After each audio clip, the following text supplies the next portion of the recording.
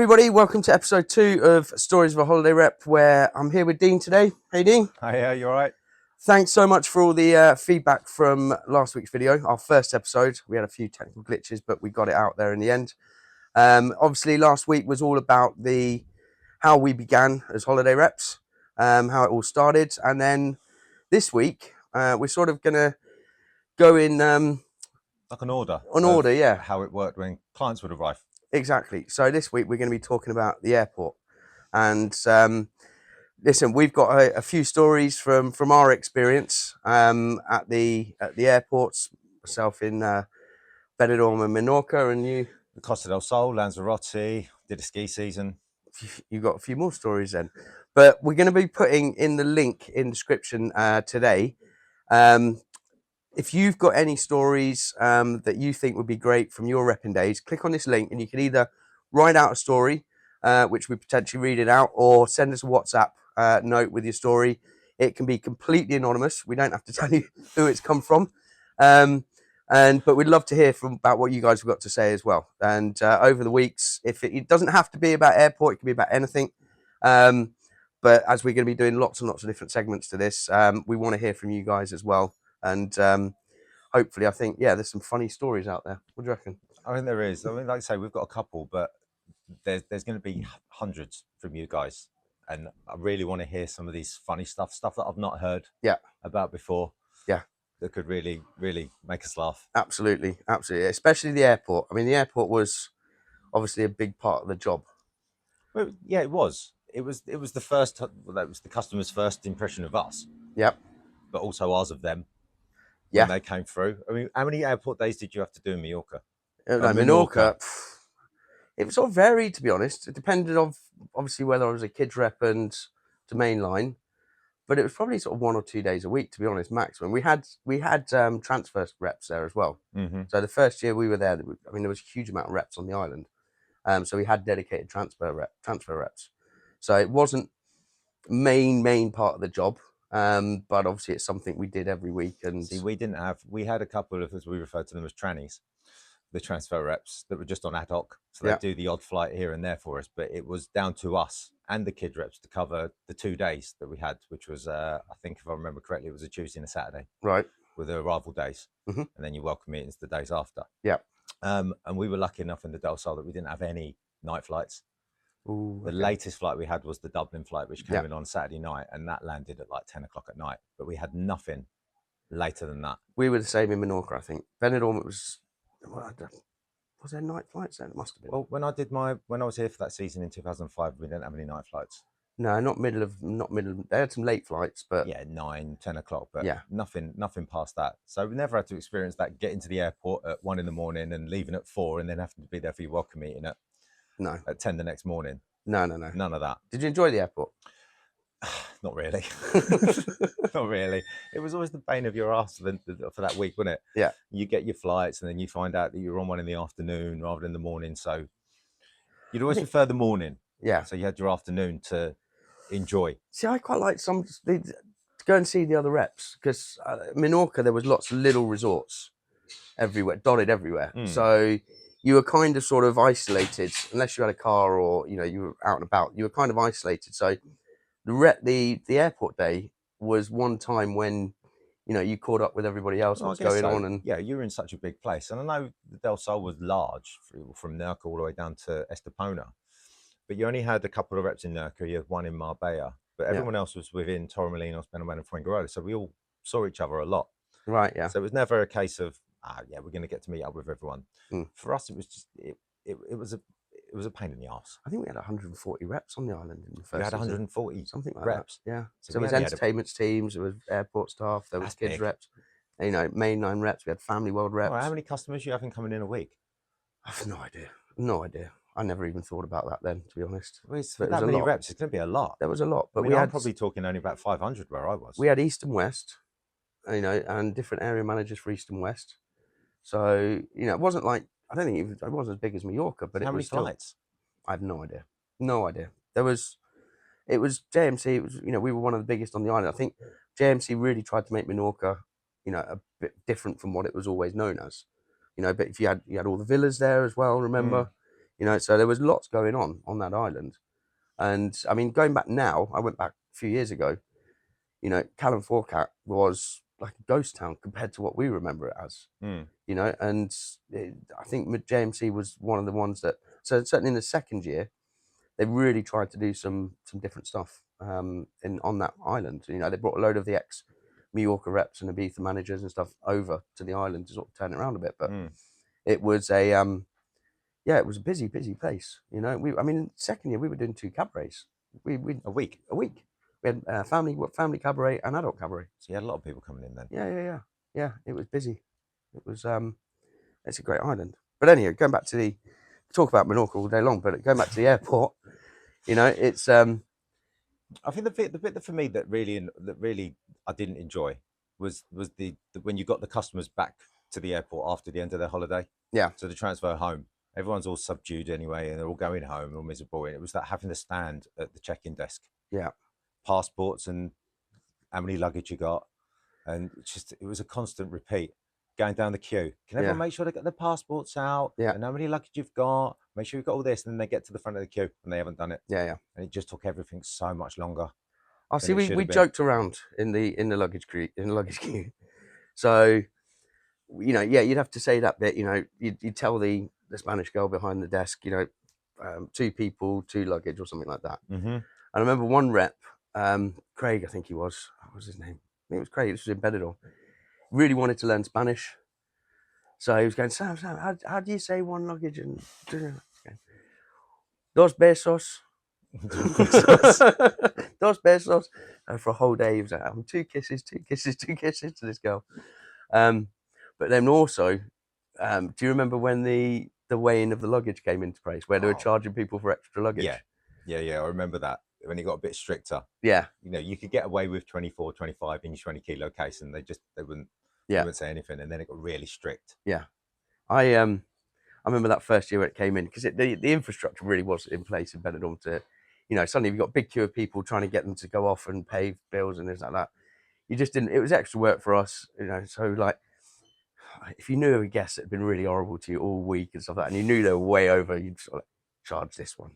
They've been all right. They've been fun, you know, but charge that one. Don't charge those ones. And it was terrible. You don't do it now, obviously. No, but I don't remember doing that. I remember we had a real big stint at one point. I think it was probably 2000, 2001. There was this big hype in where we were of these electric scooters, not like the ones we've got now. These were like scooters with seats, like tiny little I remember one. Yeah, I remember one. One. And people were buying them for like 200 quid because they get them in Spain for 200 quid rather than 400 quid in the UK. But they couldn't get the batteries home, so they weren't allowed to put them on the plane. And we kept confiscating. We had piles of batteries, like little car batteries, in our airport office. Yeah. From weeks and weeks and weeks. And you keep telling these people you can't take them home, but they keep turning up with these scooters, and they couldn't do anything with them. So they take the scooter home, and we'd have the batteries, but they couldn't buy these batteries in England. Yeah. So it was pointless. Yeah. So we had hundreds of them.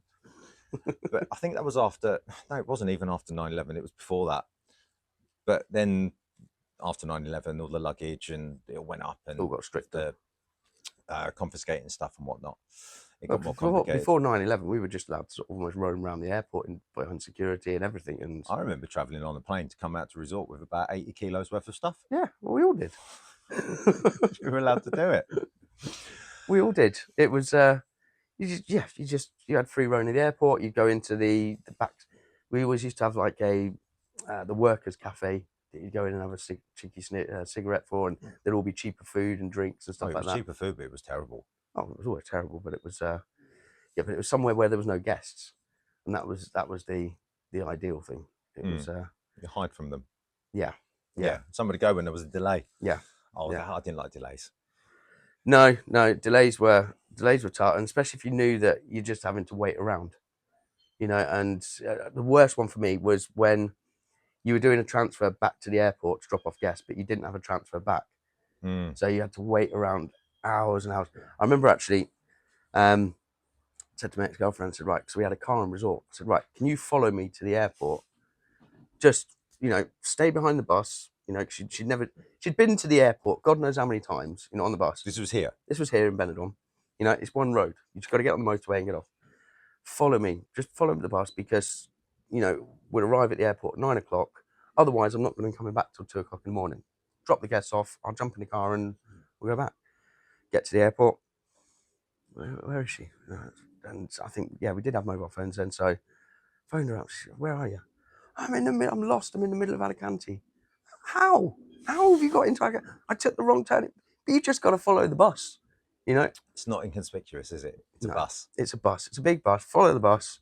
And yeah, I ended up having to borrow the supervisor's car to go and find her. This was without sat nav or anything. Just going by how I knew Alicante to go and find her. And then anyway, it was yeah, airports, fun and games.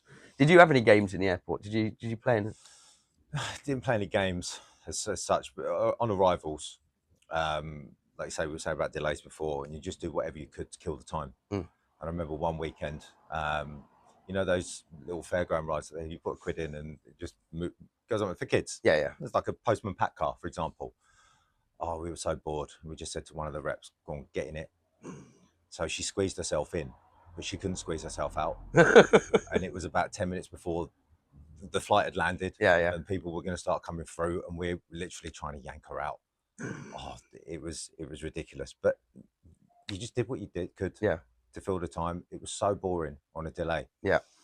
But when the customers come through, I guess depending on what flight it was, did you have a favourite flight, like arrival location in the UK you wanted to do, or one that you didn't want to do? Well, for me, I'm Southern, so any Southern flights I was fine with, you know. But the Glaswegians hated me, you know, because I was this 19-year-old, you know, kid in charge of the bus and this, that, and the other. So it was the Glaswegian flight for me. I couldn't do it.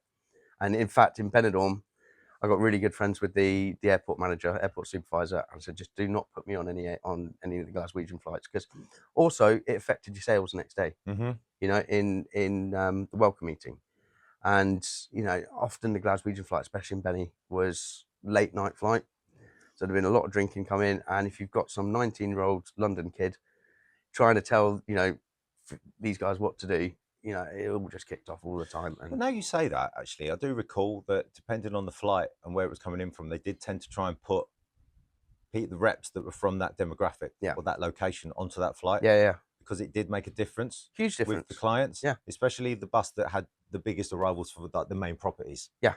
If it was the Glasgow flight, you'd put someone on there that was from Scotland. Yeah. To escort them in. The Dublin flight, you'd have, if you didn't have a lot of Irish reps, then you'd put the Welsh and the Scottish on there as well, because for some reason it was deemed that the Irish didn't like the English. But also, if you worked in that property, if I knew that I had 54 people coming in on a bus to my property, I want that bus. Get them all going, making sure they're coming to the welcome meeting and this, that, and the other. Get to know your guests, rep your guests, wow your guests, all that sort of stuff. You know, on that bus it made such a difference next day in your welcome meeting. So, yeah, that side of it, I really, you know, we had some, you know, it was okay if those sort of flights, I didn't care where they're from, as long as they come into my property, I didn't mind. But yeah, the Glaswegian flight for me was, you know, there was times when I'd stop the bus at the tolls on the way back from Alicante, from the airport, stop the bus, threatened to kick people off. So it was that stereotype that you'd expect from the Scottish people. You know, not all Scottish people. No, not all Scottish people, but your Scottish flight, into Benidorm, drunk in your mind at night, that everyone's going to be drunk when they get off that flight. Yeah. I mean, the stereotypes, to the point that there was actually a cabaret sketch. There was built around the stereotypes of the people that were coming off those planes. Bingity bongity bingity. Still remember. And yeah, there's the Scottish person that came out on stage that was drunk. Yeah. Coming and with a Scottish hat, a bottle of Buckfast, and Scouser flight. Yeah, the flight's delayed because somebody's nicked the wheels. Yeah, the cabaret sketch on that was good. Well, I mean, we had a few games in Menorca. So when they all came out of the airport, or out the gates, the doors, they'd all be ushered, and we had like a lot of reps there ushering them to the right place, and there'd be a massive bus park at the end, and there'd be just a crowd of us reps waiting for those guests. Again, you know, we could be sat there 45 minutes waiting for the arrivals to come through. As soon as they come through, it's bang, bang, bang. And you know, bunch of reps, when they get bored, come up with stupid ideas. And we used to have this one where we used to have to get a word into the first sentence you'd say to them. Okay. So, you know, generally you had to say, right, okay, where are you coming from? Look on the list, right, you're on bus 35, it's over there.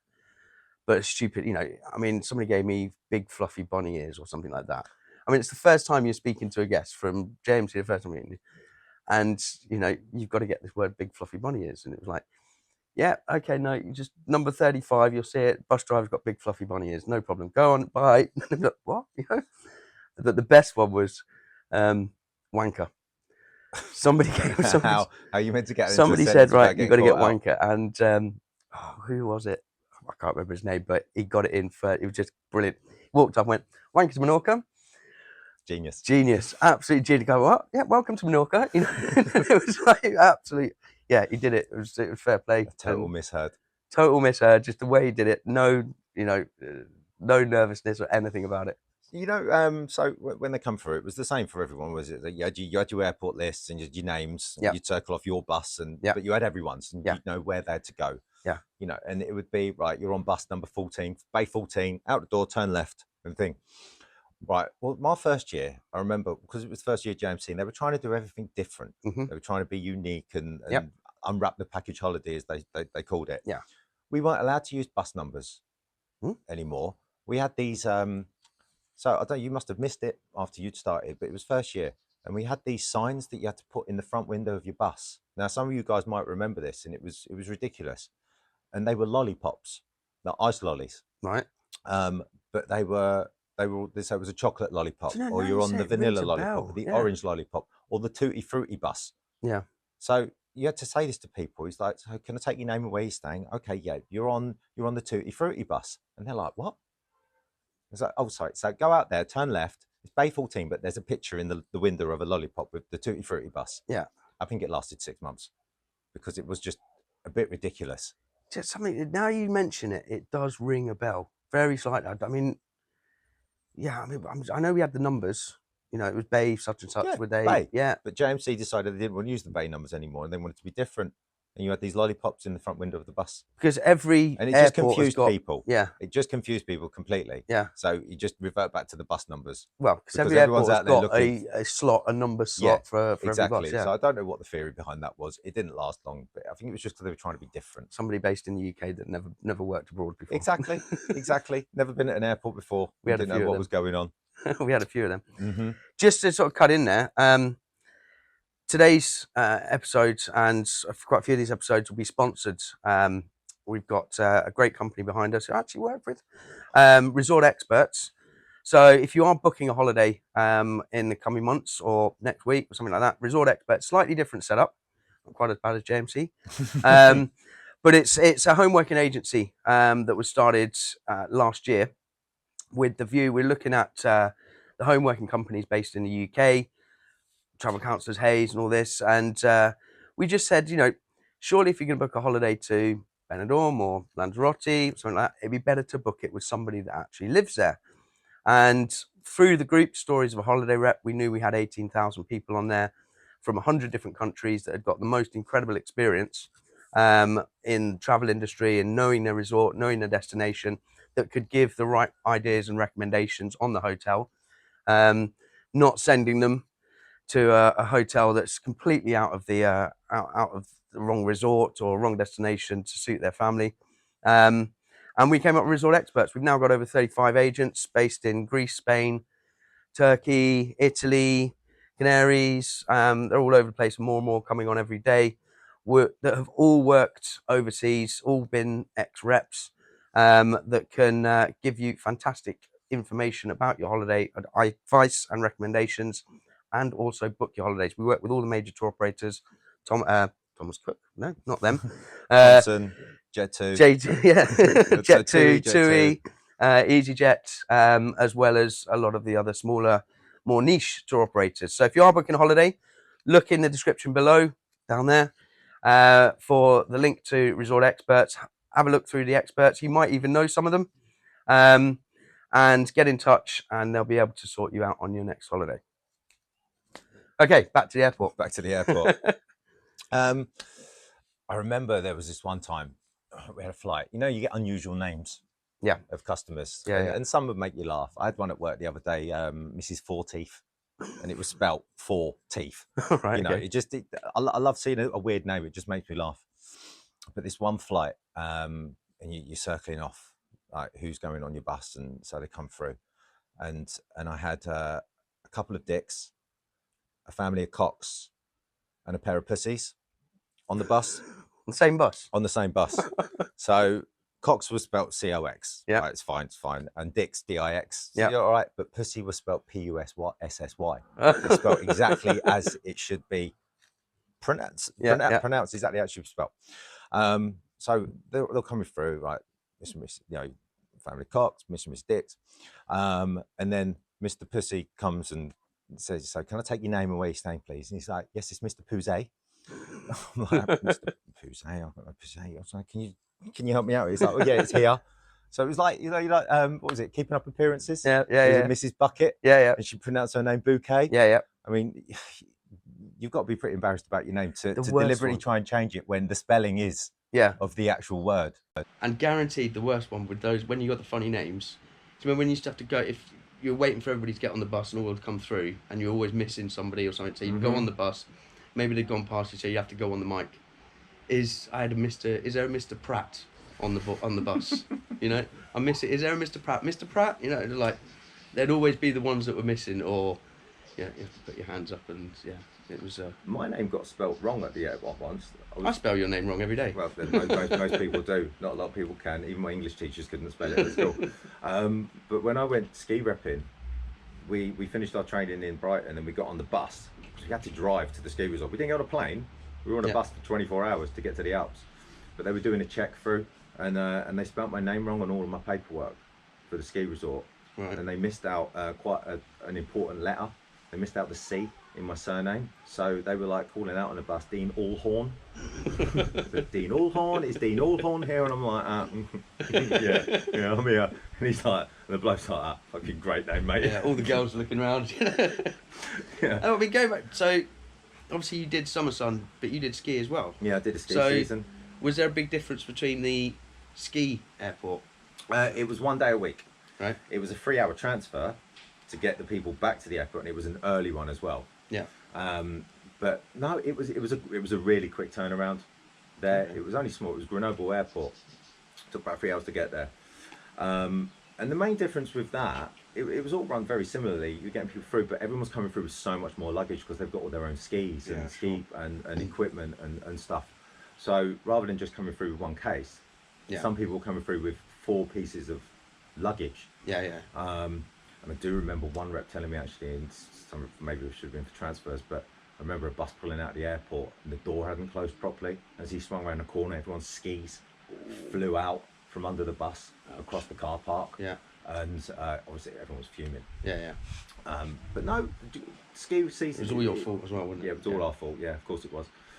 But it was very similar to working just colder. In freezing. And I bet you weren't wearing the same shoes.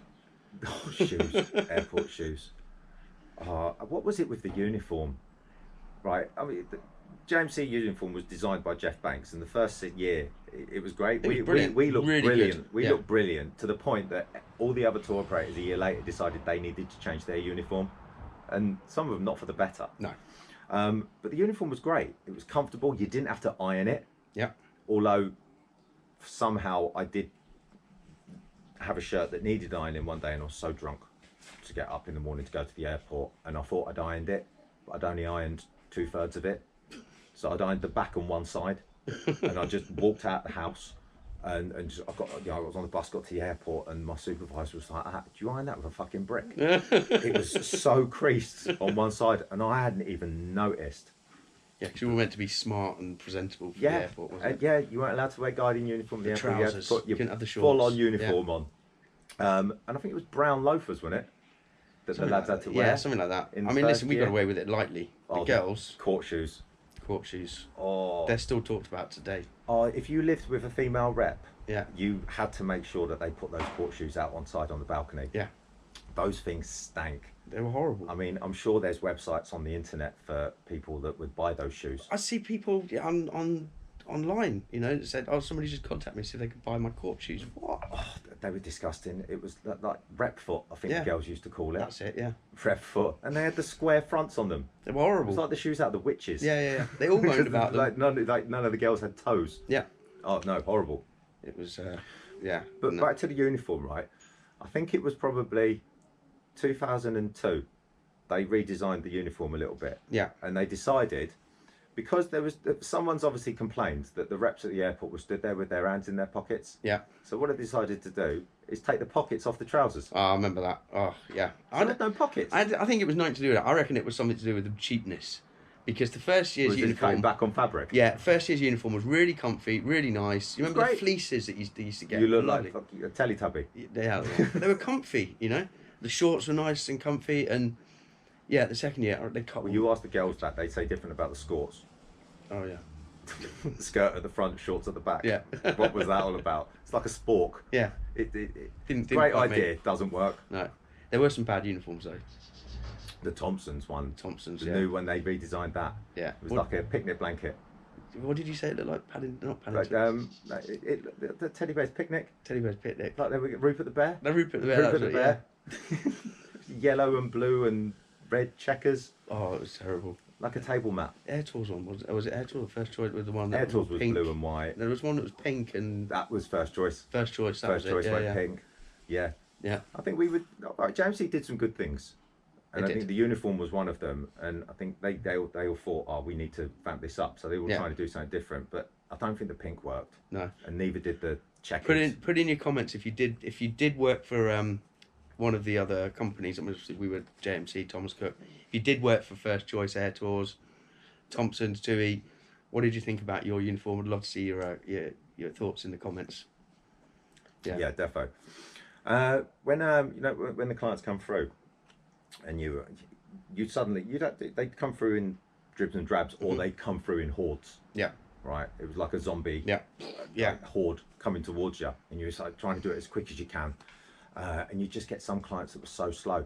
I honestly used to think, and this is you guys probably all thought the same, and have probably said this at some point, that clients that were coming over, they kind of left their brains on the gangway before they got on the plane. Yeah. Because they'd lose all sense of their own well-being or self-awareness when they got off the luggage, plane at the other end, and you get people. This happened a few times, maybe 3 times a night on the Irish flight, on the Dublin flight. Again, not to be stereotypical, but It just happened It just happens. Yeah. You know, and you get a guy come up to you and you'd be like, "Hi, can I take your name and where you're staying?" And he'd be like that, "Hello, my name's John, and I'm staying in Spain." Yeah. And you're like, "Can I have your surname, please, sir? And what hotel you're staying?" "Oh, I don't know. Yeah. I'll ask the wife." And then he's got to go and find her. Yeah. Because she's in the back there looking for the luggage. Yeah. And then you get people like, "Oh, I can't find my luggage." Yeah. And you're like, "Oh, okay." So then you knew your bus was going to be late because they've got to fill in their luggage lost form. Then it turns out that there is a luggage left over, but it's not theirs. So then you know someone else has taken their luggage. And And then it's like, right, well, I'm now responsible for this luggage and getting it back to that person. Yeah. And then getting off them and getting it back to them. And I remember this happened once again on the Irish flight, sorry. But I picked up this bag at the airport and it was massive. It was huge. You remember the old pull along ones, but you pulled them long ways. They had two wheels at the end, and then they had a handle, and they were all over the shop. It was massive. Yeah. Right. So I've got this in the car, and the next day I knew which hotel I had to go to because I had a welcome meeting there. And I've knocked on the door for the client, and I said, "Hi, did you pick up someone else's luggage yesterday? Because I've got yours." And they went, "Oh yes, we did." And so they brought the luggage that they picked up to the door, and it looked nothing like the suitcase that I had with me. Now this suitcase I had weighed about 25 kilos. The one they picked up was a hand luggage. There's no way you can get this mixed up. It even had the name on the front of it of the bloke whose suitcase it was. And their theory was, well, we couldn't find hers, so we just took someone else's. Yeah. I mean, what was the mentality in that? Yeah. Okay, so you can't find yours, so you just take someone else's. Yeah. That makes perfect sense. I know a story from one of the other reps up in Salou. She told me that she had people turn up and they had all their luggage with them, but they had this massive box, long, big, tall, thin, long box, and she just said, "Well, what's that?" Again, sorry, it was the Irish flight. They said, "Oh, it's our TV, so we can pick up Irish TV." Well, you're shut up. You're Monarch's joking. coronation or whatever, Irish coronation. That can't, no. Yeah, that can't be true. Yeah, absolutely, 100%. It was it just people just as soon as they leave, you know, go on holiday, brain's gone sometimes. You know, it was someone just saw it, but I mean, you did Benidorm Only for a season, Yeah, and I you was a did- supervisor at the time. so you didn't do? Did you go from the crossover between summer into winter in Benidorm? Did No, you do that? I got here in the March. Oh right, okay. Yeah, So I got here in the March. the one thing that I found really weird. So I came over. I did winter in Benidorm, summer, and then a winter, and then I left. But somebody told me on that in Benidorm when it does that crossover, you get the crossover from the family holidays, the summer holidays. No, sort I of thing. experienced this in the Costa del Sol. A In the lot, 'cause Costa- I did, yeah, I did, I you would did have had the five, same I did thing 5 there. summers there and a few winters. Yeah, you're the So same. I was there like And all year round. Then you pick up, you know, the winter season and You're getting the 1 monthers. the 1 monthers. That was it. And Everyone's got blue rinse. the wheelchairs, the Blue Rinse Brigade. You know, that was all. They were all coming in, and I thought, okay, yeah, it's going to happen over 2 to 3 weeks. No, it happens in a day. Mm-hmm. You literally drop off all the families, and then you're picking up 50 wheelchairs. You know, and Yep. it was like, it just shocked me. I didn't expect that at all. That was That's when your transfers got longer because you had to wait because everyone was getting off the plane with assistance. and then for the month they'd all come with like 2 50 kilos suitcases, and then expect us to carry them. Yeah. You know? Oh yeah. No, Yeah, no, you're right, ain't actually. happening. Yeah. The amount of times you had to carry luggage to the bus because the people that had brought it over couldn't. We got told we're not allowed to, in the end. Nah, Because see, it they was- didn't say that to us. No, we got for told us we it was weren't. like the quicker you got them on the bus, the quicker you could get them off. So you Yeah. just did what you could. No, we got told we're not allowed to pick up other people's luggage in the airport because if you're picking up all day long 35, 40 kilos, you know, it's heavy. Oh, it is. And It is, but then they shouldn't be bringing it with them in the first place. this is what I told them. I'm sorry, I'm not allowed to. You know, I'll give you a hand with you, but you need to pack lighter. You know, and then they'd be the ones that'll be charging for extra luggage on the way back. Because they'd annoyed you. Yeah. Because they'd been there a month and not bought any excursions off you. Not bought any excursion. They'd all been to Benidorm 100,000 times. They knew more They about knew more Benidorm. than you. Yeah, absolutely. Well, listen, we've done. It's been another 30 minutes. God, that's gone quick. Yeah. Hope you enjoyed today. We're going to be bringing out next episode next week. Do not forget, press that subscribe button. We need to get to 1,000 members, 1,000 subscribers on the channel as Yes, soon as please. possible. And as we said at the beginning as well, your stories. We want to really hear your side of what you experienced. Like I say, we've only got a few stories between ourselves. We need you guys to help us out with some extra content, read your funny stories out. So yeah, drop them in the comments or drop us a WhatsApp. Yeah, because there'll be a link. I'll put a link in the description, so you can just go onto there, either write out your story, or there'll be a WhatsApp button. Just send us a WhatsApp. Yeah, it's the easiest way to do it, or message us WhatsApp. No problem. You can voice anywhere you get your story across, but also put in the comments. You know, maybe some of the things that we talked about today about the airport or the uniform. Put in the comments Your sort of your experiences. experience on it. Yeah, and don't forget if you're booking a holiday this year, resort experts definitely. Thanks very much, everybody, and can't wait to see you all again next week with the next episode, which will be about Transfers. transfers. Kind of touched on today. Bye bye. Right, bye guys.